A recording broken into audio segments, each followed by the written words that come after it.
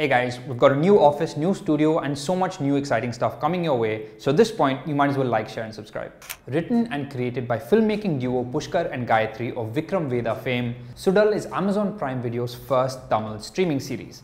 It's about bloody time major platforms look beyond Hindi. And damn, what a show to kick off with.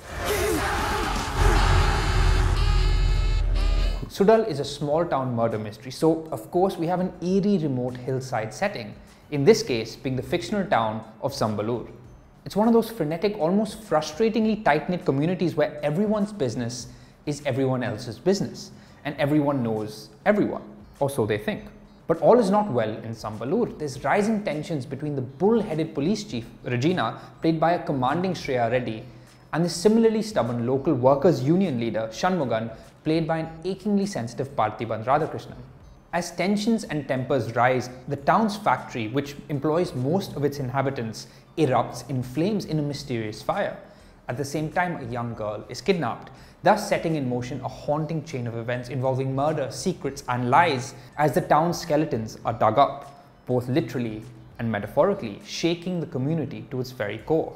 With each of the increasingly tense 8 episodes taking place on a new day of the Mayana Kolai festival. Sub-Inspector Sakkarai, played by an excellent Kadir, is our eyes and ears into this sinister world, tasked with putting a perplexing series of events in context and gradually piecing the puzzle together before it's too late.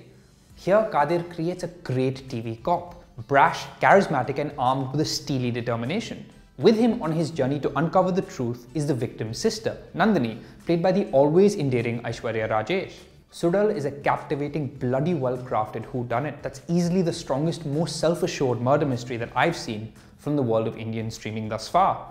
Dense atmospherics and rich visual texture aside, creators Pushkar and Gayatri understand that compelling whodunits demand clever, thoughtful writing to devise a mystifying set of events that piece together into a larger coherent story. To strike that delicate balance of laying the right breadcrumbs at the right time to keep us guessing and constantly speculating. To craft twists and turns that you shouldn't see coming, without the narrative ever becoming silly or getting away from itself. All of which, for the most part, this show achieves. I had a blast going into investigation overdrive and becoming a mini detective myself, constantly speculating and mind mapping my own list of evolving suspects. The first 4 episodes in particular, expertly directed by Brahma, have an uncompromising hold on us, slowly sucking us into this world and carefully peeling back the layers of what's really going on.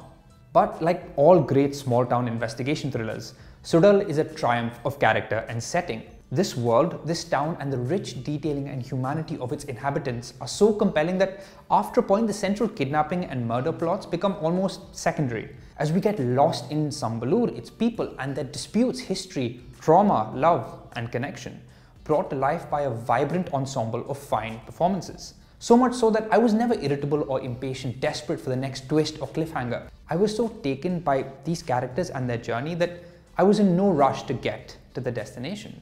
My favorite supporting character was the cheeky, underestimated insurance investigator, here brought to life by a wonderfully playful Santana Bharti. Suzhal is also strikingly shot, with cinematographer Mukesh creating an unsettling atmosphere of isolation within the beauty of a scenic small town. The way the religious procession scenes that close each episode are shot in particular are nothing short of terrifying. And yet, the latter half of the series, directed by Anucharan M., increasingly start to rely on twists, red herrings, false clues, and grand revelations above all else, leading to an uneven, uncharacteristically flashy last episode, which takes big leaps and doesn't quite have the same hold on us as what came before.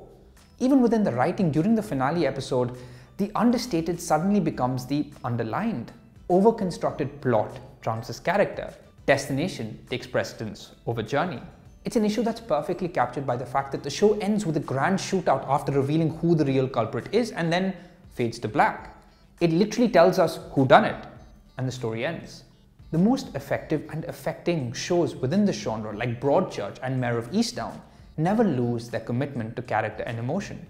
Even after the killer is caught, the show lingers and we stay with these characters and witness the emotional impact of broken people trying to heal and slowly piece their lives back together. Similarly, the investigation into the mysterious fire that starts the show has an odd culmination, and there's even an unnecessary love triangle thrown into the mix, which doesn't seem to have much impact or purpose. Still, these missteps don't take away from the show's achievement and are by no means a deal breaker in what is one of the most richly satisfying shows that I've watched this year. Perhaps because at its best, Suzhal understands that the greatest murder mysteries aren't the ones that you follow, but the ones you feel. You can watch Suzhal on Amazon Prime Video.